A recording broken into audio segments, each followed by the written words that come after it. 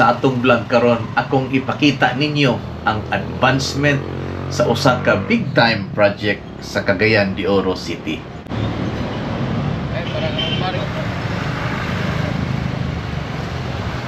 Good news kayo sa mga Cebuano o sa mga Cagayanon tungod kay dunay usa ka big ticket project nga Gisugdan na sa Uptown CDO.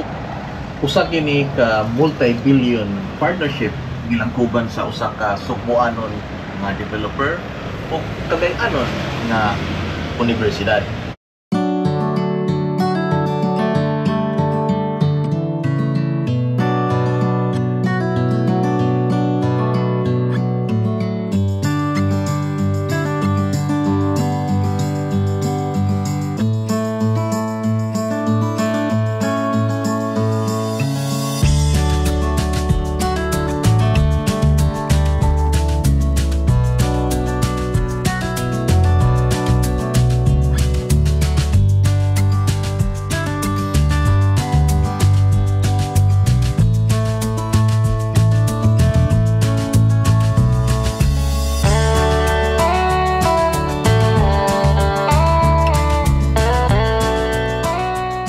Xavier Ateneo de Cagayan, founded in 1933 by Father James Hayes, with the very humble beginnings of only 17 students.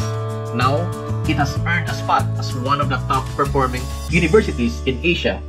The developer, the multi-awarded Mr. Jose Soberano III, and his PSE-listed company, Cebu Landmasters Incorporated. So tara, kuyogi ko at tuon na to sa Upper Carmen sa Manresa Town, ang kasamtangang gibuhat nga Campus of the Future.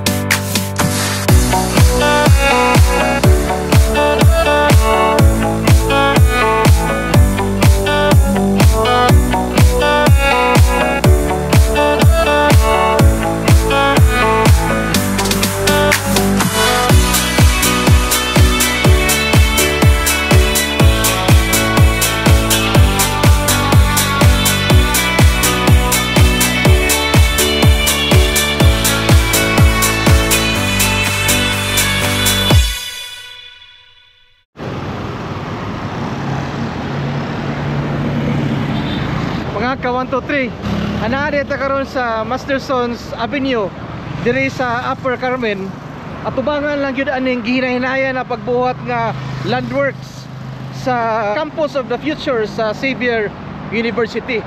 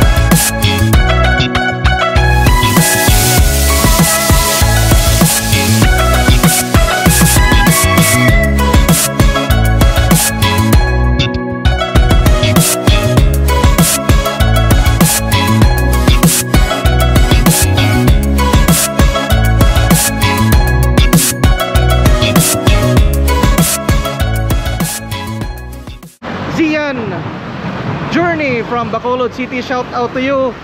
And also to Mr. Windsor Ayan Poras, shout out to you, idol. And De Castro family of Liloan, Cebu, from Delfinio De Castro in California. Shout out also to Ton Yeps of XUHS Batch 91, Aldi Malyao Nieva of Cagayan de Oro City. And shout out also to Mr. Enrique Labangon of Danao City, Cebu. To Juby Belio Tolentino of Sambuan, Cebu, shout out to you also. J-Rick Curato of Awihaw, Toledo City, biggest shout out sa imo diha higala. And also to Ma'am Mona Lisa Paradela Emeterio of Kalubihan, Cebu City. Cesario Taob Abitong sa akong higala diha sa Bacolod, shout out also nimo amigo. Isaiah John Store o kang Eng Sotelo of Talakag, Bukidnon. Again, this is Gawens of 123 Gawens, Ambing, Kanunay.